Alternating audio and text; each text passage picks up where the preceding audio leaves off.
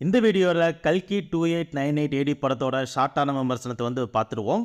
இந்த படம் வந்து முழுக்க முழுக்க ஒரு புராண காலத்துக்கும் கலியுகத்துக்கும் இடைப்பட்டு நடக்கிற ஒரு கதையாக தான் இந்த படத்தை வந்து எடுத்திருக்கிறாங்க.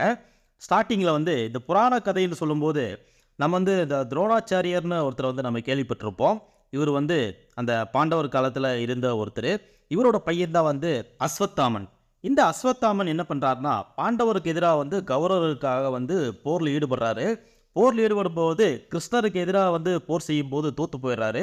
அப்படி தோற்று போனதுக்கப்புறம் கிருஷ்ணர்கிட்ட போய் சொல்கிறாரு, இந்த மாதிரி என்னை வந்து கொன்றுங்க, நான் வந்து வாழ விரும்பலை, அதனால் என்னை நீங்கள் கொன்றுங்க அப்படின்னு சொல்லும்போது கிருஷ்ணர் வந்து என்ன சொல்கிறாருன்னா, நான் வந்து உங்களை கொல்ல போகிறது கிடையாது, அதுக்கு பதிலாக உங்களுக்கு ஒரு சாபம் கொடுக்குறேன்.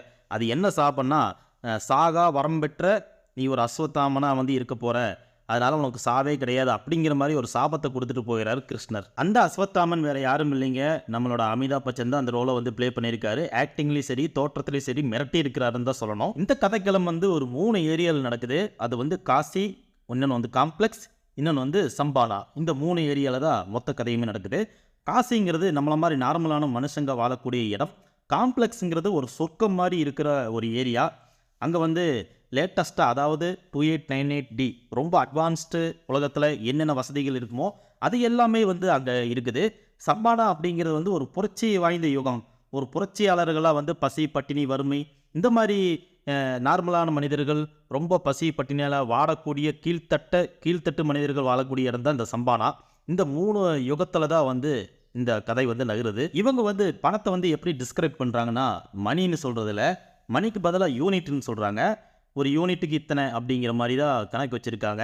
அதனால் வந்து பணத்தை வந்து பணத்தையும் தாண்டி அட்வான்ஸ் லெவலில் யூனிட்டாக கன்வர்ஷன் பண்ணி அந்த பண பரிவர்த்தனைகள் எல்லாம் யூனிட்டாக தான் நடக்குது. இப்படி ரொம்ப அட்வான்ஸ்டாக போகும்போது நம்ம உலகத்துலேயும் இந்த மாதிரி ஃபியூச்சர் நடக்குமோ அப்படிங்கிற ஒரு எண்ணத்தையும் நம்மளுக்கு ஏற்படுத்தியிருக்கு. தீபிகா படுகோன் வந்து இந்த காசியில் வந்து ஒரு கர்ப்பிணி பெண்ணாக வந்து வராங்க. இந்த கர்ப்பிணி பெண்கள் வந்து நிறைய இடத்துல வந்து ஒரு லேப் நடத்தி அந்த லேபில் வந்து நிறைய கர்ப்பிணி பெண்களுக்கு வந்து கர்ப்பத்தை வந்து அவங்களாவே ஏற்படுத்தி ஒரு ரிசர்ச் பண்ணிகிட்டு இருக்காங்க. அந்த ரிசர்ச் எதுக்குன்னா வந்து குழந்தைகளை பெற்றெடுத்து வளர்க்குறதுக்காக கிடையாது, ஒரு வேற ஒரு விஷயத்துக்காக வந்து அந்த கர்ப்பத்தை வந்து தரிச்சிட்டு இருக்காங்க. அது என்னங்கிறது படத்தில் இருக்கிற மிக முக்கியமான ஒரு சீக்ரெட். அதை வந்து நீங்கள் படம் பார்த்து தெரிஞ்சுக்கங்க. இப்படி இருக்கும்போது தீபிகா படுகோன் வந்து ஒரு கர்ப்பிணி பெண்ணாக வர்றது வந்து அவங்களுக்குள்ளேயும் கொஞ்சம் நார்மலாக ஹோம்லி லுக்கில் தான் இருக்கிறாங்க.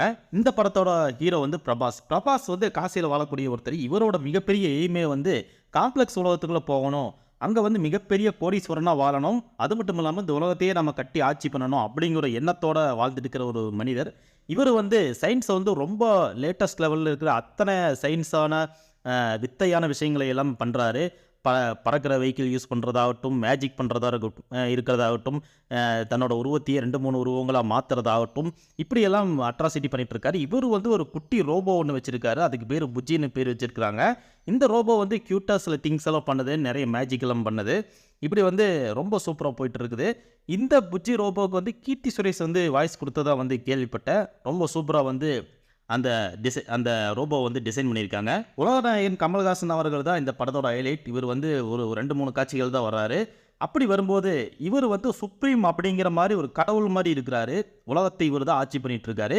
இந்த உலகத்தை ஆட்சி பண்ணுற இந்த சுப்ரீம் அப்படிங்கிற மிகப்பெரிய சக்தியை வந்து இந்த பிரபாஸும் அஸ்வத்தாமனும் தீபிகா படுகோனும் இந்த 3 பேரும் சேர்ந்து இந்த சுப்ரீம் அப்படிங்கிற ஒரு மிகப்பெரிய சக்தி அழிச்சு உலகத்தை காப்பாற்றணும் அப்படிங்கிறதுக்காகத்தான் 3 பேரும் ஒன்றிணைய போகிறாங்க. இவங்க எப்படி ஒன்றிணைஞ்சாங்க அப்படிங்கிறது கிளைமேக்ஸ். இந்த 3 பேரும் எதுக்கு ஒன்றா சேரணும்னா, கல்கி பகவான் அப்படிங்கிற ஒரு கடவுள் வந்து அவதரிக்க போகிறாரு. அந்த கடவுளை வந்து காப்பாற்றணும் அப்படிங்கிறதுக்காகத்தான் இந்த 3 பேரும் ஒன்றிணைகிறாங்க. இந்த கல்கி பகவான் அவதரிக்கும் போது வந்து இந்த சுப்ரீம்ங்கிற மிகப்பெரிய சக்தி வந்து அழிஞ்சு போயிடும்னு நம்புகிறாங்க. அதனால தான் 3 பேரும் சேரும் போது அந்த கல்கி பகவான் வரும்போது கூடுதல் சக்தி வந்து இவங்களுக்கு கிடைக்குது. இந்த கூடுதல் சக்தியோடு சேர்ந்து தான் வந்து இந்த சுப்ரீம்ங்கிற நம்ம கமலஹாசன், உலகநாயகன் கமலஹாசனை அழிக்கிறதுக்கு உண்டான வித்தையை வந்து இவங்க 3 பேரும் சேர்ந்து செய்கிறாங்க. இது வந்து கிளைமேக்ஸில் வந்து நடக்க போகுது. கிளைமேக்ஸில் மிகப்பெரிய சர்ப்ரைஸ் இருக்குது. நிறைய செலிபிரிட்டிஸ் வந்து கேமியோ ரோலில் வந்து நடிச்சிருக்கிறாங்க. படம் பார்க்கும்போது உங்களுக்கு ரொம்ப இன்ட்ரெஸ்டிங்காக இருக்க போகுது. ஸோ மிஸ் பண்ணாமல் பாருங்கள். இந்த படம் வந்து 600 கோடி பொருட்செலவு வந்து எடுத்திருக்கிறாங்க. அப்படி 600 கோடி பொருட்செலவில் என்னென்ன பண்ணியிருக்காங்கன்னு பார்த்தீங்கன்னா, விஎஃப்எக்ஸும் செட்டும் இதை மட்டுமே ஃபோக்கஸ் பண்ணி இந்த படம் ஃபுல்லாக எடுத்திருக்கிறாங்க. ரொம்ப தொய்வாக போயிட்டுருக்கு. இழுக்கிறாங்க. ஃபைட் சீன்லாம் கிட்டத்தட்ட நிறைய ஃபைட் சீன்லாம் வருது. இவ்வளோ ஃபைட் சீன்ஸ் எல்லாம் பார்க்கும்போது நம்மளுக்கே போர் அடிச்சிருது. எப்படா படத்தை முடிப்பீங்க அப்படிங்கிற மாதிரி. இது வந்து மிகப்பெரிய ஒரு மைனஸ் பாயிண்ட்டாக வந்து இந்த படத்தில் வந்து இருக்குது. கொஞ்சம் குறைச்சிருக்கலாமோன்னு தோணுது. ஒரு 15 மினிட்ஸ் வந்து கட் பண்ணியிருந்தாங்கன்னா இந்த படம் ரொம்ப சூப்பராக இருந்திருக்கும். ஏன்னா வந்து டெக்னாலஜி வைஸாக விசுவலாக ட்ரீட்டாக இருக்குது. மற்றபடி கதைக்களத்தில் அந்த அளவுக்கு ஒரு ஸ்பீடு கிடையாது அப்படிங்கிறதா ஒரு சின்ன மைனஸ் பாயிண்ட்டு.